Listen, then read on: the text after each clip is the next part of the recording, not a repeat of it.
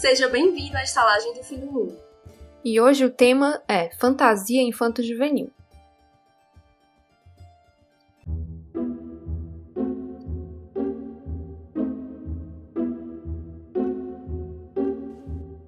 É inegável a importância dos livros infantos juvenis para a formação de jovens leitores. O gênero da fantasia encontra nesse público um terreno fértil para contar histórias e deixar a criatividade fluir sem limites. Porém, às vezes, quase sempre, essas histórias também tocam fundo nos corações calejados dos adultos. No episódio de hoje, então, vamos falar de livros de fantasia infanto-juvenis. Leia histórias para sua criança interior, afinal, nem só de pagar boletos vive o adulto.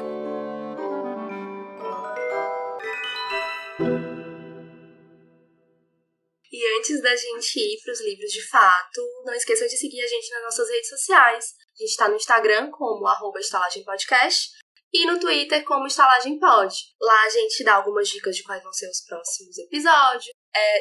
Falamos sobre nossos projetos de leitura, que a gente tem, que falamos um pouquinho mais sobre ele no final. E é uma forma de vocês se conectarem com a gente e conversarem um pouco mais rápido, né? Você também pode mandar e-mail no estalagempodcast@gmail.com, mas a nossa DM está sempre aberta para receber as mensagens de vocês. A gente quer muito, muito que vocês mandem mensagem. E vamos lá. Primeira indicação de hoje vai ser Percy Jackson e os Olimpianos, do Rick Riordan. É uma série de livros, de 5 livros, escritos pelo Rick Riordan e publicados pela editora Intrínseca entre 2005 e 2009. O autor, ele começou esses livros falando sobre mitologia grega como uma forma de ensinar o filho dele, que estava estudando isso no colégio, e esse filho dele tem TDAH e dislexia, então ele acabou achando que criar uma história em cima dos mitos gregos, e também depois outros mitos como egípcios, romanos, enfim, ele vai depois expandindo esse universo para novas mitologias, mas a gente fala sobre isso depois. Enfim, ele criou essa história para ajudar o filho dele, que estava estudando sobre mitologia grega. Esse filho dele tem TDAH e dislexia, e ele viu que essa era a forma mais fácil de fazer o filho entender, né? Porque para quem tem dislexia e TDAH, ler um livro físico, né, um livro de história, é muito mais confuso e difícil. Então ele ouvir uma narração, uma história ali com começo, meio e fim, acabou sendo, sei lá, mais atrativo. Era mais fácil para ele se conectar com os personagens e compreender e aprender de fato sobre os deuses, sobre aquela época e tudo mais. E aí a história é do Percy, que é um semideus, é um filho de uma humana com o deus dos mares, o Poseidon. A história começa, ele ainda não sabe disso. Ele é um personagem que também tem TDAH e dislexia, né? Foi inspirado no filho do Rick. E é um menino muito problemático, porque ele vive se enfiando em algumas dificuldades, digamos assim.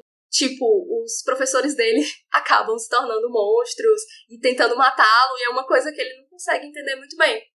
E aí, depois de enfrentar um probleminha no museu, onde um professor se transforma em mais um monstro, ele acaba descobrindo que ele é um semideus, e a mãe dele acaba levando ele para um acampamento meio-sangue, junto com o Grover, que é o melhor amigo dele, que ele depois acaba descobrindo que é um sátiro.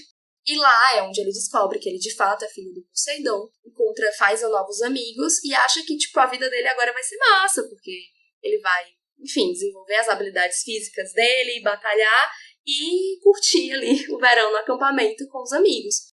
Só que ele acaba se metendo em mais uma enrascada, porque, enfim, a história não aconteceria se isso não acontecesse, que é os raios de Zeus acabam sendo roubados, e o Percy, ele é culpado pelo próprio Zeus, porque ele acha que ele tá fazendo isso para ajudar o pai a tomar o trono do Olimpo, né? E aí o Percy vai com os amigos, a Annabeth, que é filha de Atena, e o Grover, pra LA, né, pra Los Angeles, que é onde fica o submundo, que é sensacional, vamos combinar, né? Que lugar melhor pra ser o submundo que Los Angeles.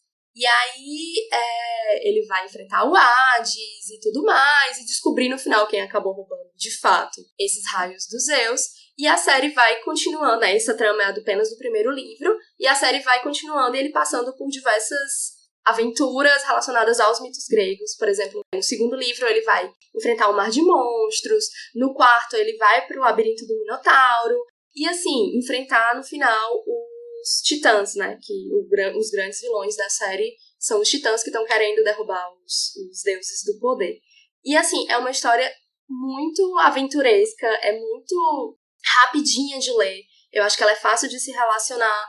Eu li já mais velha do que o público-alvo, né, para que o livro se direciona, mas eu acho que ele funcionou super bem para mim. Eu acho que se eu lesse hoje em dia, eu conseguiria ainda me relacionar com a história muito bem, né? Os filmes que foram feitos como adaptação do livro não são tão legais assim. O próprio autor não recomenda, porque não são adaptações muito boas, mas tem notícia boa vindo por aí, né? Tem uma série prometida aí pela Disney Plus que vai adaptar e promete ser uma experiência, né, uma adaptação melhor do que os livros que foram feitos, os filmes que foram feitos. Eles acabaram deixando o Percy muito velho nos filmes. E eu acho que isso, mais do que qualquer coisa, né? Porque o roteiro também foi muito criticado, mas eu acho que isso, mais do que qualquer coisa, ia acabar fazendo esse filme não dar certo, porque são ali 5 anos, né? E aí ele já tava com a idade que ele tava mais velho do que o Percy estava no último livro. Então como é que isso ia funcionar? Então eu espero que a série se atenha mais a isso, né? Acaba que o personagem já é outro, né? Porque em 5 anos, durante a sua adolescência, você muda muito. Então os conflitos se tornam outros, né? A questão do romance acabou tendo, não sei, um foco diferente no livro, porque com 17 anos o olhar dele para Annabeth é diferente de um menino de 12, querendo ou não, né? Que ela é meio que a paquerinha do Percy. Enfim, a série tem 5 livros, mas ela é expandida depois com mais 5 livros na série Os Heróis do Olimpo, que vai adicionar à mitologia grega os deuses romanos também. É sensacional. É um micro spoiler, mas eu acho que não estraga a experiência dizer que você vai descobrir nesses livros que existe um acampamento de semideuses romanos. E é muito divertido, é muito legal, né? O Rick Riordan acabou se especializando, como eu disse antes, em livros sobre mitologias, né? Ele tem outras séries que também envolvem outras mitologias, como eu falei, e que, assim, ele ensina de uma forma muito divertida, mas sem ser Professoral, isso. Você acaba aprendendo a coisa de uma forma simples e direta, e assim, hoje em dia as pessoas acabam se dizendo assim, por exemplo, antigamente, quando o Harry Potter não era uma série cancelada, as pessoas se identificavam com as casas, né? E diziam, eu sou da Grifinória, pra meio que dizer quem essa pessoa era. E hoje em dia as pessoas usam, sei lá, sou filho de fulano, de tal deus, como forma de se apresentar. Eu acho isso super legal. Porque, diferente de certas autoras, o Rick Riordan acabou tendo um posicionamento muito mais legal com relação a isso, né? Vou explicar um pouquinho o porquê, certo? Com o tempo, ele foi notando que faltou muita representatividade nos livros dele, né? Porque, querendo ou não, ele é um autor branco, cis e hétero, e que os livros dele estavam meio que seguindo esse caminho, né? Os personagens dele, na verdade. E quando ele se deu conta disso, ele... Não, pera. Aí ele começou a adicionar personagens de outras etnias, de outras sexualidades, de outros gêneros, enfim. E aí, hoje você encontra personagens de toda a sigla LGBTQIA+, dentro dos seus personagens e protagonistas, né? Então, a série Magnus Chase, que é sobre mitologia nórdica, e a série Provação de Apolo, que é pós o final de Os Heróis do Olimpo, tem protagonistas pansexual e bissexual, que é sensacional. E você realmente percebe que o autor se preocupou com isso, porque além de fazer isso, de adicionar essa representatividade nos livros dele, ele criou um projeto que é Rick Riordan Presents. Ele percebeu que, assim, a visibilidade que ele estava tendo não podia ser usada só para, tipo, ele, sabe, ganhar dinheiro, ganhar espaço e holofote. Então, ele abriu espaço para autores de outras etnias, de outras mitologias, né, de outras culturas, na verdade, contarem suas histórias, né? Então, assim, ao invés dele ir lá e se apropriar, por exemplo, da cultura indiana, ele abriu espaço para que uma autora dessa cultura criasse um livro aos modos do dele, assim, não é bem uma cópia, mas naquele estilo infanto-juvenil, né, onde os deuses surgem e se conectam com algum personagem e tudo mais. E aqui no Brasil, um desses livros já foi publicado pela editora Plataforma 21, que eu não sei se eu vou pronunciar corretamente, mas é o Arushá e o Fim dos Tempos, da Roshani Shikshi. Talvez eu tenha falado certo, não sei. Mas fica aí a indicação. O livro, a autora é de ascendência indiana e parece ser super legal. Eu ainda não li, mas com certeza está no meu radar. Eu só li o Percy Jackson e os Olimpianos e, assim, eu gostei muito. Também eu li, já não era adolescente, eu acho que eu tava ali por volta dos 20 e poucos anos, mas eu também amei. É uma leitura muito ágil. O Percy e os amigos dele são muito carismáticos, então você se importa com ele, você se importa com a Annabeth, com o Grover. Eu tava até conversando contigo, né? O Percy é um dos poucos personagens principais que não me irritam, não fazem coisas irritantes, apesar de ele ser uma criança no começo, né? Sim. Então eu achei, assim, é uma aventura muito legal. Acho que os 3 últimos eu li, assim, de uma tacada só, um atrás do outro, porque é frenético a ação e você quer saber o que acontece, quer ver como é que isso vai terminar. Com certeza. E uma coisa que é importante frisar é que é um livro muito engraçado. Os personagens são muito divertidos. Assim, eu lembro de quando eu li, né, que já faz alguns anos, mas eu gargalhava indo sozinha, sabe? Porque eles têm umas tiradas muito boas. O Percy, ele é um personagem muito carismático, né? Ele te conquista logo de cara, e os outros personagens também. E uma coisa importante é que não são personagens unidimensionais, sabe? As meninas, tem muitas meninas na história, principalmente quando ele chega na segunda série, mas assim, elas não seguem um padrão feminino de fofinhas, sabe? Não, a Annabeth, ela é super inteligente, mas você tem outras meninas que são mais, tipo, briguentas, mais descoladas. E os meninos também, você tem meninos mais sombrios, meninos mais divertidos.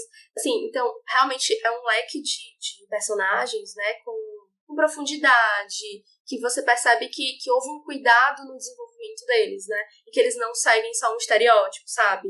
Os personagens deles não são unidimensionais, eles realmente têm profundidade e é muito gostoso ver eles crescendo, né? Que também é uma coisa que acontece nos livros, porque o tempo vai passando e os personagens vão crescendo, vão enfrentando novos desafios, cada desafio mais difícil que o anterior, digamos assim, e eles vão aprendendo e amadurecendo com isso, que também é uma coisa que eu acho muito legal e muito importante em infanto-juvenil, né? Você vê realmente o desenvolvimento desses personagens. O que eu gosto também desses personagens secundários, que são os amigos do Percy, é que ele chega ali no acampamento meio-sangue, pouco atrasado. Ele é meio que uma espécie de Harry Potter, assim, dá pra fazer esse paralelo. Porque quando ele chega lá, Sim. tudo é novo pra ele, enquanto as outras pessoas que estão lá, elas parecem já saber e já ter vivido sabendo disso desde o início. Então, os amigos dele têm toda assim uma história de coisas que aconteceram antes de ele estar lá. E são coisas que deixaram muitas marcas, né? Que no começo eles têm essa história pregressa e o Percy não entende muito bem o que foi que aconteceu, o que é esse evento traumático, que parece que tá todo mundo ligado e ele não sabe nada sobre isso. Dá realmente a sensação de que a história, ela é real, né? Você não tá ali começando a história com os personagens. Isso, e que não é só sobre o Percy, é algo maior que já estava rolando antes dele, e ele é mais uma peça dentro de tudo isso que tá acontecendo. Com certeza. E isso também fica ainda fica maior e fica mais claro na segunda série, né, nos Heróis do Olimpo. Porque tem coisas que acontecem com aqueles personagens que é durante o Percy Jackson e os Olimpianos. Então você vê que, tipo, o cara criou uma história muito grande e muito complexa, né? Então não é linear, né? Não é uma história simplinha de começa no ponto A e vai pro ponto B e termina no ponto C. Não, tem o alfabeto inteiro de coisas acontecendo e se conectando, mas não é difícil, tá? É uma série fácil de ler. Crianças vão amar, com certeza. Então fica aqui a indicação. E agora, vamos aqui falar dos Mundos de Crestomancy, da Diana Wynne Jones. Eu não sei se é Wynne que pronuncia, mas vai ficar sendo agora. Vai. É uma série de livros que começou a ser lançada em 1977 e o último foi lançado em 2006. Os Mundos de Crestomancy, na verdade, são vários livros que se passam num universo comum, né? Que é esse universo criado pela autora que existem mundos paralelos, diversos mundos paralelos, e em alguns deles existe magia e outros não existe. E aí existe essa figura do mago Crestomancy, que é um título para um bruxo, né, receber esse título, um feiticeiro. Ele tem que ter uma condição especial, que é ser um mago de 9 vidas. As pessoas normalmente, né, elas nascem e elas têm 9 vidas espalhadas por diversos mundos, e para você ser um Crestomancy, todas as vidas ficaram presas num corpo só. Então você tem 9 vidas, ao invés de ter várias cópias suas espalhadas por mundos paralelos. Junto com essa condição especial, vem também obrigação, né? Com grandes poderes vem grandes responsabilidades. Então, o Crestomancy, ele é um oficial do governo britânico que tá ali pra zelar pelas leis mágicas, né? Pelo equilíbrio do uso da magia para que ninguém saia pra mundos que não existem magia e acabem, sei lá, escravizando as pessoas ou fazendo o mal. Então, vou falar um pouquinho do primeiro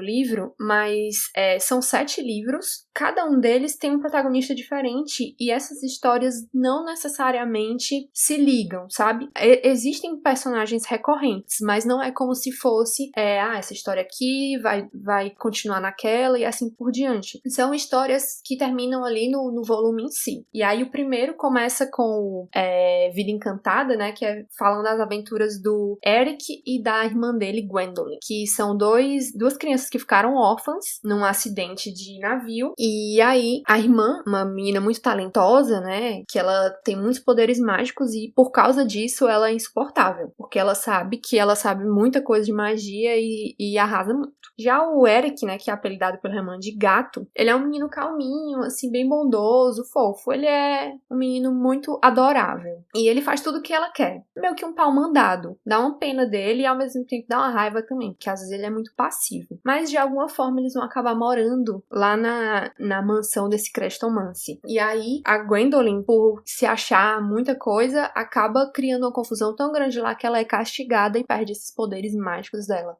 Com isso, ela acaba desaparecendo e deixando aí pro gato, né, irmão dela, um rastro de confusão pra ele resolver. A partir daí é que a ação começa nesse livro, mas aí eu também não quero falar muito mais coisa porque pode ser spoiler. Mas enfim, assim, no começo é um pouco mais lento porque você não sabe exatamente o que você tá esperando.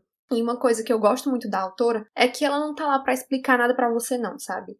As coisas acontecem, e ela vai jogando ali os conceitos do que é o universo mágico dela. Então não tem um capítulo para você entender como é que funciona a magia, para você entender o que é que o Crestomancy faz. São coisas que você vai pescando ao longo da leitura. E sempre tem aquele humorzinho britânico que é meio irônico, eu gosto muito. E você vai vendo como o gato, ele sai de uma posição passiva para começar a tomar atitude e entender a posição dele ali naquele mundo mágico. Os livrinhos são curtos, né? E as histórias são ágeis. E apesar de existirem 7 livros, só 5 deles foram traduzidos para o português, né? A editora Geração publicou 5 livros da coleção. E essa autora, ela ficou muito conhecida por causa do Castelo Animado, né? Que já foi adaptado para filmes do Estúdio Ghibli. Uma curiosidade a respeito dela é que ela foi aluna do Tolkien e do C.S. Lewis, né? Lá na Inglaterra ela é muito conhecida pela criatividade dela, que é muito única. Os livros, né, foram lançados ao longo de muitos anos e a autora, ela recomenda aí uma ordem de leitura para os livros dela que não é exatamente igual à ordem de publicação. E aí ela indica começar com Vida Encantada, depois As Vidas de Christopher Chant, Conrad's Fate, que não foi traduzido, A Semana dos Bruxos, depois Os Magos de Caprona, The Pinhole Egg e Mil Mágicas. Alguns deles são coletâneas de histórias mais curtas, enquanto outros são livros completos, né? Esses livros, eles não são facilmente encontrados hoje em dia. Eu tenho 2 volumes deles, que é o Vida Encantada e Os Magos de Caprona. São esses. Não, desculpa, e A Semana dos Bruxos, que eu consegui trocando no Scooby, né? Usados e tal. É fácil, talvez, de encontrar em sebos, não sei. Mas eu acho que com a republicação da trilogia do Castelo Animado pela Galera Record esse ano, que inclusive é uma edição linda, parece que vai ser capa dura, bem legal. Talvez a Diana volte para um holofote aqui. Volte não, na verdade, né? Ela ganha um holofote, porque acho que aqui ela nunca fez o sucesso que ela merecia. E é uma autora maravilhosa. Então a gente pode torcer aí que ou a galera ou uma outra editora acabe, né, se interessando por essa série e republicando, porque vale muito a pena ler, né? Eu li apenas A Vida Encantada, é um livro muito gostosinho de ler. Tem aquela vibe infanto-juvenil bem, assim, que a gente gosta, né? Claramente estamos fazendo esse episódio por isso. E tem um sistema de magia, um estilo de magia bem legal, assim. Então eu acho que vale a pena a gente torcer aí, talvez fazer uma pressão para alguma editora, né, se interessar e acabar relançando esses livros. Ou até ver se a própria editora Geração ainda tem os direitos autorais e tem algum interesse em republicar, em relançar, porque, como eu te disse, né, os que eu consegui foram alguns anos atrás, mas no Scooby, né? Foram por troca, né? É uma pena, porque são livros muito bons. Agora eu vou falar de Fronteiras do Universo, do Philip Pullman, que é uma série que tem 3 livros, que é A Bússola de Ouro, Faca Sutil e A Luneta Amba. E tem mais 3 livros curtinhos que ele fez. É a Oxford Lyra, que é de 2003, que é uma aventurazinha da Lyra ajudando uma feiticeira. Tem Era Uma Vez no Norte, né, que é de 2008 e é uma aventura do Lee Scoresby. Essa não tem em português, não foi lançada aqui no Brasil. E Serpentine, de 2020, que é uma aventura da Lyra voltando lá pro norte, né, pra Trollesund. Que legal. Esses 3 livros foram complementados depois com uma segunda série, que se chama O Livro das Sombras, né? 2 livros já foram publicados e traduzidos, e o terceiro deve sair talvez esse ano em inglês e por aqui ano que vem, eu espero, porque eu preciso muito desse último livro, que contam eventos que se passam antes dessa primeira série no primeiro livro e depois com a Lyra, que é a protagonista adulta, mas a gente fala sobre isso mais tarde. Vamos lá. A história conta as aventuras da Lyra Belacqua. Gente, eu falo Lyra, desculpa, eu sei que é Lyra, mas, enfim, eu li muito novinha, pra mim é Lyra, sempre vai ser Lyra. Que... Tudo bem, cara? Tudo bem, eu também chamo ela de Lyra. Ai, tudo bem, então. Ela é uma órfã de 11 anos, que vive na Universidade de Jordan, em Oxford. Só que essa realidade em que ela vive não é a mesma da gente, né? A Londres dela é muito diferente da nossa. Nesse mundo, as pessoas elas têm parte da sua alma do lado de fora, na forma de um animal. Um animal de gênero diferente do seu, que no caso da Lyra é o Pantalaimon. E como ela ainda é criança, esse ser, né, esse Demon, ele consegue mudar de forma, o que deve ser incrível. Imagina você ser criança e ter uma parte de você do lado de fora que se transforma em qualquer animal. Eles são melhores amigos. E nesse universo, geralmente quando você entra na puberdade, o seu Demon, ele muda de forma, na verdade ele se fixa numa forma única que vai te acompanhar pro resto da vida. E a história começa com a visita de um tio da Lyra à Universidade de Jordan. Ela escuta umas coisas que não deveria escutar, fica meio atenta ali ao que tá acontecendo, e logo em seguida o melhor amigo dela, o Roger, ele é sequestrado pelo que as crianças estão chamando de bicho-papão, que ninguém sabe exatamente o que é, mas que já levou muitas outras crianças, né? Inclusive crianças egípcias, que são um grupo de pessoas que vivem em barcos, nos rios, enfim, e que acabam ajudando a Lyra a procurar esse amigo dela lá no norte, ao longo da história. No caminho, a Lyra vai se metendo em um monte de confusão, ela vai fazendo muitas amizades e inimizades também. Em determinado momento, ela conhece um urso de armadura, que é o Yorick Burnison, que, tipo, é a melhor pessoa /urso.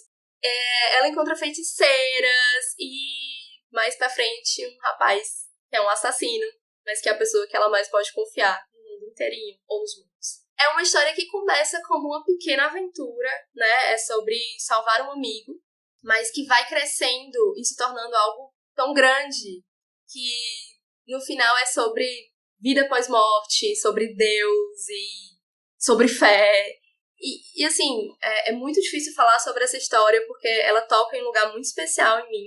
Eu li novinha e ela mexeu muito com as minhas crenças e com minha visão de mundo. Eu acho que o Philip Pullman, ele foi muito certeiro nas críticas que ele fez à religião, ao cristianismo, e sobre como às vezes a gente cresce, sabe, com uma perspectiva de mundo que nos é passada, mas que às vezes você precisa abrir os olhos para olhar o que tem além.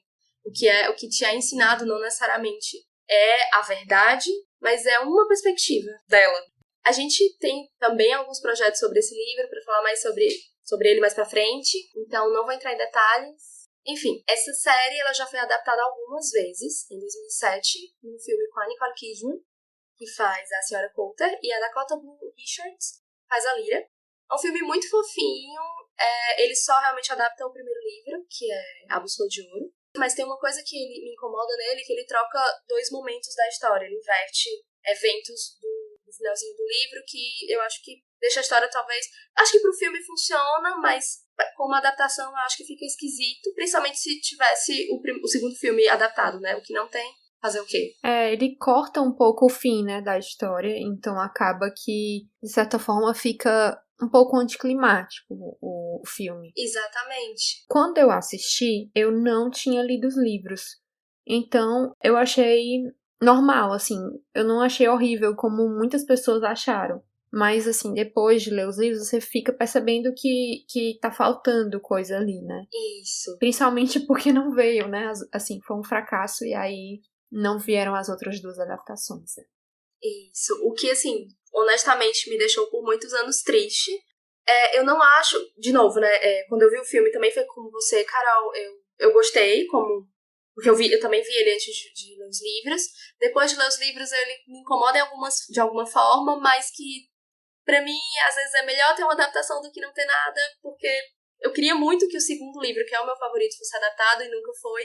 Então eu passei anos muito triste esperando por uma boa adaptação ou uma continuação desses filmes, né? E o que veio em 2019 pela BBC, e aqui a gente consegue assistir pela HBO, que é uma série que tá adaptando, agora já adaptou o segundo livro, cada temporada é um livro, e imagino que nesse ano, talvez no próximo, não tenho certeza se já foi confirmado, o terceiro livro finalmente vai ser adaptado, a gente vai ter a conclusão perfeita, certinha dessa história. O livro também foi adaptado no teatro inglês, né, em 2003, numa peça de 2 partes, que englobava os 3 livros. Eu dei uma pesquisada, não consegui achar muita coisa a respeito, mas fiquei curiosa. Queria, sabe, tipo, ver essa peça, porque eu sou muito fã de teatro, principalmente se fosse teatro musical. Acho que seria perfeito. A série também sofreu algumas críticas pelo conteúdo anticristão, né? É que, na verdade, o Philip Pullman, ele pega muita coisa da mitologia, vou falar assim, enfim, da mitologia cristã, e ele traz algumas críticas, principalmente à igreja, né? A instituição da igreja. Ele fala de um tema espinhoso, né, na verdade, e ali dentro do mundo da Lyra é uma sociedade teocrática, né? Que a igreja comanda tudo. Sendo que a igreja comanda tudo e é o antagonista, o principal antagonista da série toda. Então, assim, é assumir uma posição bem delicada você fazer um livro infanto-juvenil tendo essa premissa, né, de que a igreja é o antagonista. Sim. E ao mesmo tempo eu acho que ele faz de uma forma tão acessível, sabe? Ele é de fácil compreensão também. Eu acho que é uma característica comum em todos esses livros que a gente está trazendo, né? E acaba que isso torna a história mais, não sei, mais fácil de ser compreendida, mais fácil de ser indicada também. E essa história tem vários níveis, né? Acho que quem é mais novinho, lê como criança, vai ler algumas coisas, e quem é adulto vai ler outras, né? Então, eu acho que é um livro que a protagonista é uma criança, mas ela tem muitos assuntos ali pesados que são assuntos adultos. E eu acho que talvez por isso que essa série de livros ela não se tornou tão popular assim, sabe? Porque ela tem esse público-alvo um pouco complicado, que é uma série adulta demais para criança e nem todo adulto vai querer ler uma série de livros que toquem temas adultos, mas que o personagem principal é uma criança. Mas eles não sabem o que estão perdendo. De fato, é aquela história que você pode olhar com várias lentes, né? Se você quiser focar na aventura, na história da Lyra como uma menina que está saindo de casa, indo desbravar o mundo, você pode. E você também pode focar nessa crítica ao catolicismo, nessa crítica à igreja de fato, né? E ler a história de uma outra perspectiva. Eu acho que isso torna ela mais complexa, de fato, Carol. E eu acho que isso faz com que ela funcione de formas diferentes para públicos diferentes, né? Sim, dependendo demais. da lente que você lê, você vai se relacionar com ela de formas diferentes. Uma curiosidade, por conta dessas críticas que o autor recebeu, ele tem uma quote aqui, que é ele falando que ficou surpreso, né? Ele disse assim: eu tenho sido surpreendido pela forma como há poucas críticas ao livro, né, aos livros.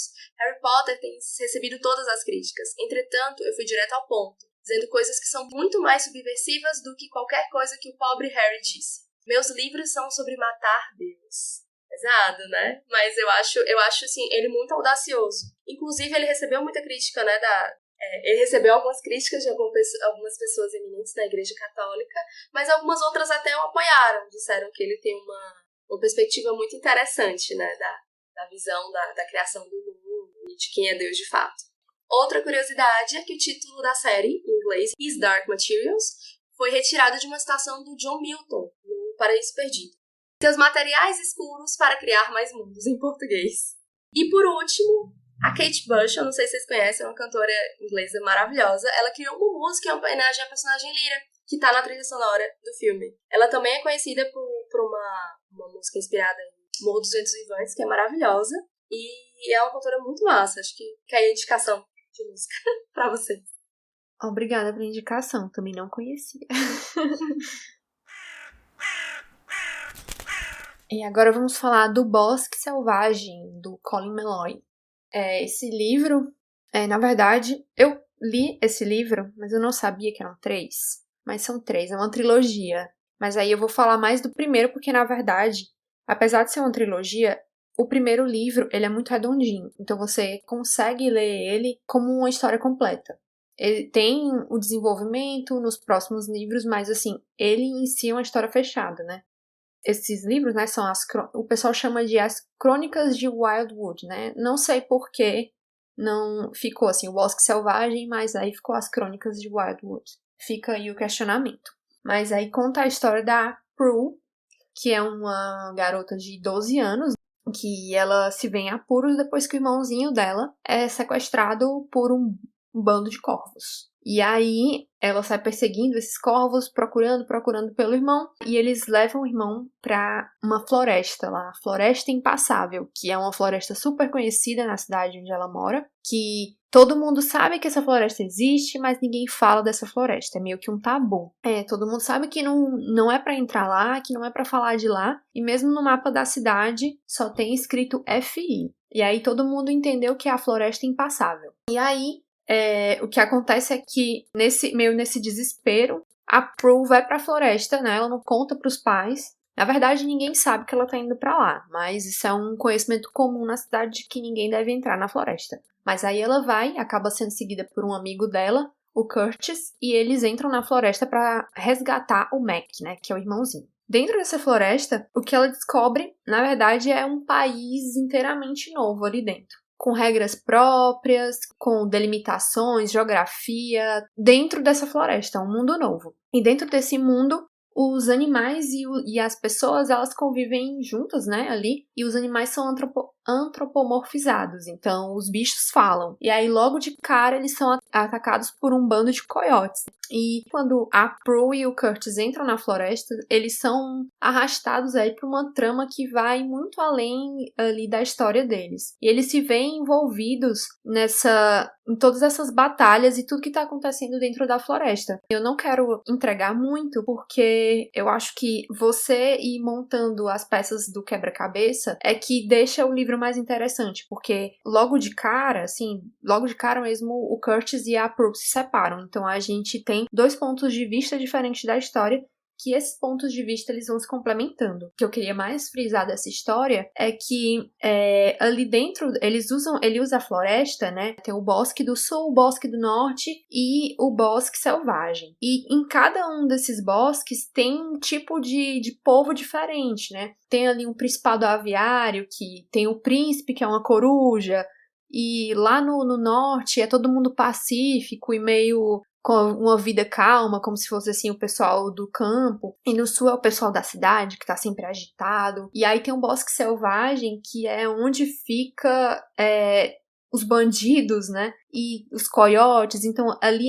é perigoso, as pessoas têm medo de passar por lá. E eu acho que o interessante é isso, de entender que eles querem falar de como essas sociedades diferentes, elas se chocam. Porque tem momentos em que eles precisam se unir para uma causa maior e ainda assim eles têm uma dificuldade de fazer isso. Eu acho legal porque o livro fala muito de decisões difíceis. Decisões que quando você é adulto, você tem que tomar essas decisões e que às vezes você tem 2 coisas para você fazer e nenhuma delas é totalmente boa, nem totalmente ruim. Tem sempre um lado bom e um lado ruim nessas decisões. E aí nisso eu acho que é meio que um ritual de passagem dessa infância mais para uma adolescência dos 2 amigos, da Prue e do Curtis, né? Porque eles até falam muito assim, a gente costumava ser amigo, a gente não se fala mais. E a Prue fala, eu mudei. Ela vai falando, né? A gente gostava tanto de desenhar super-heróis juntos. Ela, hoje eu sou mais interessada em desenhos botânicos. É umas bobaginhas, mas eles falam de como muda, né? E de como você se achar que pertence a um lugar, mesmo que aquele lugar pareça estranho, e aí você se sente pertencendo àquele lugar. Eu gosto muito de como é a dinâmica. Os adultos, não todos, mas muitos adultos nesse livro, eles têm uma visão mais pessimista, então eles, não, isso é um problema, não vai dar pra resolver esse problema, é uma pena. E as crianças, por não entenderem muito as coisas, terem essa inocência, são ingênuas, elas acham que eles têm como dar um jeito pra tudo. E aí eu gosto muito dessa brincadeira da visão infantil e da visão do adulto. Eu acho que esse livro, ele é para criança, mas ele conversa muito, assim, com o adulto, sabe? Assim, nessa questão de escolhas difíceis, nem sempre vai ter uma solução fácil, uma solução que vai ser 100% o que você queria. Como eu já falei, esse livro, ele tem um finalzinho fechado, então se você quiser ler só ele, não tem prejuízo nenhum, você não vai ficar achando que tá faltando nada. Mas aí também tem mais 2 livros, né? Que é o Bosque Subterrâneo, que já foi publicado aqui, que eu quero muito ler, e o Wildwood Imperium, que é o 3º volume, que ainda não tem tradução aqui para o português. Mas eu acredito que não vai demorar para isso acontecer. O autor desse livro, ele é um músico, ele tem uma banda indie folk, né, que é chamada The Decemberists. Eu acho que eles são bem famosos, sabe? Eu nunca tinha ouvido falar, mas pelo nível, assim, tipo, o programa do Jimmy Fallon, sabe? Esse pessoal, assim. Que legal. Então, eu acho que eles são bem conhecidos por lá. Olha aí, mais uma indicação musical. Pois é. E o livro é meio que uma parceria dele com a esposa, que é a Carson Ellis, que ela faz as ilustrações. Que são lindas as ilustrações. Pelo livro todo, tem umas ilustrações em preto e branco, que vão contando, assim, mais ou menos a história. E no final tem algumas ilustrações coloridas que ela coloca no finalzinho do livro que mostram momentos-chave, assim, da história. É isso, eu adorei muito essa coleção e eu quero muito ler os próximos. Nossa, parece muito legal. Eu já tinha visto as ilustrações, né? A capa do livro é muito bonita e chama muita atenção, mas não tive a oportunidade ainda de ler. Mas com certeza tá na minha lista aí, infinita de livros para ler. A próxima e última indicação vai ser a série Desventuras em Série, do Lemony Snicket, que é constituída por 13 livros. Os títulos dos livros em inglês, eles repetem sempre a mesma letra, né? As palavras são sempre iniciadas com a mesma letra. São aliterações, o que é muito legal, que é uma pena que se perdeu na tradução dos títulos em português. Mas que também são títulos muito bons, né? O primeiro, sim, o título é Mau Começo, depois Sala dos Répteis, O Lago das Sanguessugas, Serraria Baixo Astral, Inferno no Colégio Interno, O Elevador Earths, A Cidade Sinistra dos Corvos, O Hospital Hostil, O Espetáculo Carnívoro, O Escorregador de Gelo, A Gruta Gorgônia, O Penúltimo Perigo e O Fim. Pelos títulos dá pra perceber que não são histórias muito felizes, né? Na verdade, o próprio nome da série, Desventuras em Série, já dá uma indicação e que é repetida constantemente pelo narrador da história, que é o Lemony Snicket, né? Amiga, deixa eu fazer aqui uma menção honrosa. Por favor. Que eu amei o título em português, né? Que é Português de Portugal, melhor dizendo. É uma série de desgraças. Uma série de desgraças. Muito exagerado. Nossa, títulos portugueses são perfeitos. Eu amo muito essa forma direta de dizer as coisas. Eu gosto também de como eles vão sempre, assim, direto ao ponto, né? Não tem uma sutileza. E assim, para algumas pessoas esses livros não deveriam estar aqui, porque eles não são de fato de fantasia, mas eu vejo elementos fantásticos nessa história, sabe? Ela é tão absurda e tão exagerada e tão incrível que tem algo ali de realismo mágico, talvez. Enfim, no meu coração ela se encontra aqui e a gente que manda nesse negócio, ela entrou, certo? Vamos lá, do que se trata Desventuras em Série? É a história de 3 órfãos, os Baudelaire, a Violet, o Klaus e a Sunny, que perdem os pais depois de um acidente muito estranho. A casa deles pega fogo, os pais morrem, eles perdem tudo que tinha na casa, mas eles têm uma herança muito grande, né? E o Sr. Paul, que é o responsável pela essa herança, ele é também responsável por procurar um tutor, né, para uma pessoa para criá-las, até que elas sejam grandes o suficiente e possam seguir a vida deles com a herança e tudo mais. E assim, a preocupação dele não é exatamente encontrar a pessoa mais adequada para fazer essa atividade, colocar, né, e criar as crianças corretamente. Então ele encontra uma pessoa ali, meio esquisita, um tal de Conde Olaf, que é um ator egocêntrico, só pensa em pôr as mãos no dinheiro das crianças. Então, assim, claramente não é a pessoa mais adequada.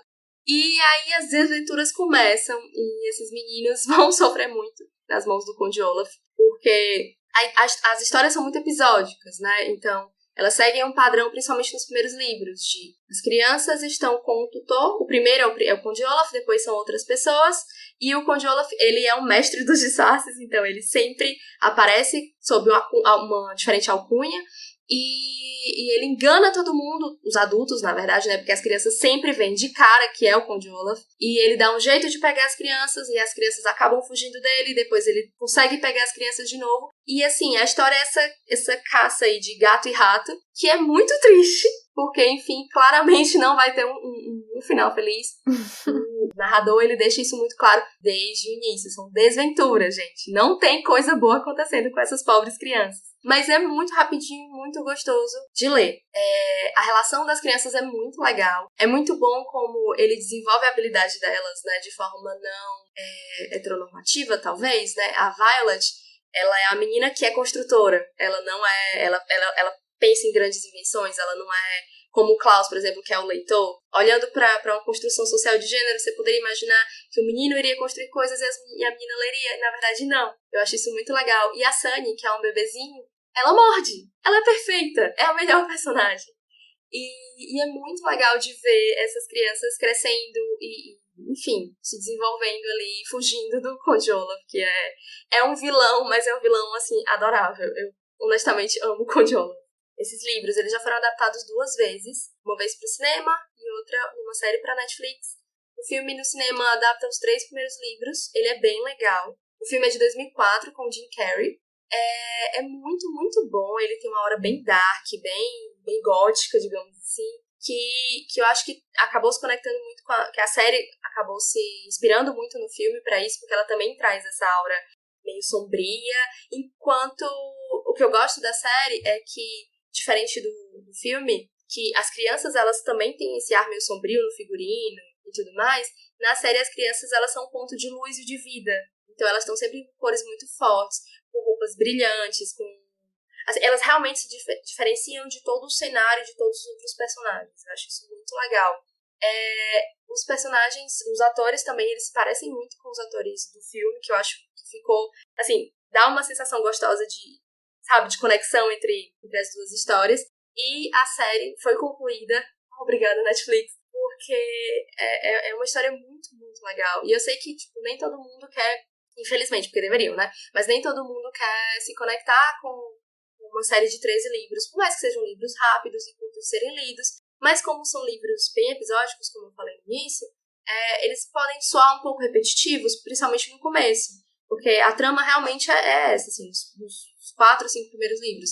Os meninos têm um tutor, o Conde Olaf aparece, tenta pegá-los, eles fogem, e aí de novo. A história vai mudando um pouco mais à medida que a série vai acontecendo. Enquanto a série do Netflix, ela é adaptada em 3 temporadas, cada livro é adaptado em 2 episódios, então ela é rápida de ver, é muito bem produzida, muito mesmo. Eu gostei muito do Jim Carrey como o Conde Olaf do filme, mas honestamente, o Neil Patrick Harris nasceu pra fazer esse personagem. Ele vem do teatro, principalmente do teatro musical, então assim, ele arrasou como o Conde Olaf. Ele é perfeito.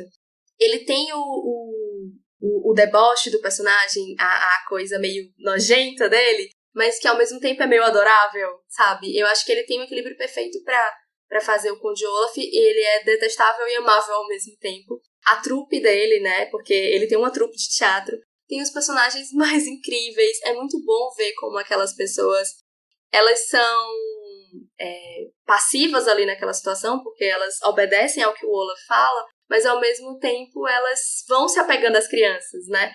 Então você vê elas fazendo maldade com as crianças, mas ao mesmo tempo ajudando elas, porque as crianças são muito fofas, então eles não são de fato todos ruins, entendeu? E o Conde Olaf, ele quer um dinheiro, então ele é um personagem raso nesse ponto, porque, enfim, é uma motivação meio tosca, né, pra ele fazer tanta maldade com 3 pobres órfãos, mas ao mesmo tempo ele é um personagem divertido, ele tem algumas camadas, ele vai sendo desenvolvido de uma forma legal, você vai ver conexões entre ele, à medida que a série vai evoluindo, né, você vai vendo conexões entre ele e uma outra trama da história maior que envolve os pais das crianças e que vai trazendo um pouco mais de sentido para as ações dele. Então, assim, eu realmente indico muito, é muito, muito legal. Eu amo o fato de que o autor, o Lemony Snicket, ele é um personagem da história, mas ele é um cara totalmente reservado, ele não dá entrevistas, ele não aparece em eventos, ele não quis se envolver com a produção da série, então ele pediu para um amigo dele, o Daniel Handler, resolver tudo. Então ele é o cara com quem você fala sobre desventuras em série, já que o Lemony Snicket não está disponível. Eu acho legal que ele super entra no personagem, né? Sim. Ele mantém essa fanfic aí do Lemony Snicket. Eu acho muito bom. Inclusive, a editora seguinte começou a lançar a série Todas as Perguntas Erradas, que é sobre o Lemony Snicket adolescente, né? Sobre algumas investigações que ele fazia. Eu ainda não li, mas parece bem interessante e está também aí na minha lista de leituras. Podemos falar sobre ela no futuro, talvez. Quem sabe? E é isso. Acho que foram boas indicações, livros meio conhecidos, outros bem conhecidos, outros nem tanto. Mas tem muitas possibilidades aí. Para quem já gosta de livros infantos juvenis, para quem tem interesse, mas nunca se aventurou nesse estilo literário, digamos assim. E pra quem, não sei, tá aberto aí a novas experiências, novas possibilidades. É verdade. E lembrando sempre de procurar pela gente no Instagram, no Estalagem Podcast, e no Twitter, no Estalagem Pod. Vão lá, dar um feedback sobre o episódio, falar o que vocês acharam, sugerir novos temas, ou então comentar o episódio. E se vocês também quiserem mandar um recadinho pra gente por e-mail, é só mandar para estalagempodcast@gmail.com. Vocês podem fazer críticas, sugestões e também falar o que vocês acharam dos livros que a gente escolheu e outros que vocês gostariam de ver no futuro. Então a gente se vê daqui a 2 semanas com o início do nosso projeto de leitura do Jonathan Strange e Mr. Norrell. A gente não falou isso no episódio passado, mas a gente vai ler 3 capítulos por episódio. Então se você tem interesse de nos acompanhar nesse projeto de leitura, leia os 3 primeiros capítulos, a gente conversa daqui a 15 dias. Os capítulos são relativamente curtinhos, então, assim, dá pra, naquela pausa ali do almoço, ou então um pouquinho antes de dormir, dá pra ler, e aí a gente vai lendo junto e vai ficando muito mais divertido. Com certeza, eu acho que vai ser muito legal. Então, esperamos vocês, por favor, nos acompanhem. Um beijo e até a próxima. Até a próxima!